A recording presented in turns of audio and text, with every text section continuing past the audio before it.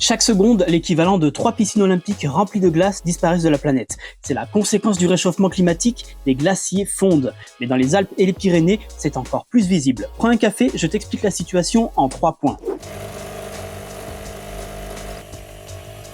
Premier point, il s'agit d'une fonte record. Ces 25 dernières années, les glaciers qui se trouvent dans les massifs européens ont perdu près de la moitié de leur volume. C'est plus que sur la totalité du siècle dernier. Alors il ne faut pas comprendre que les glaciers fondent plus vite dans les Alpes et les Pyrénées. En fait, il y a moins de glace dans ces chaînes de montagnes par rapport à d'autres régions du monde.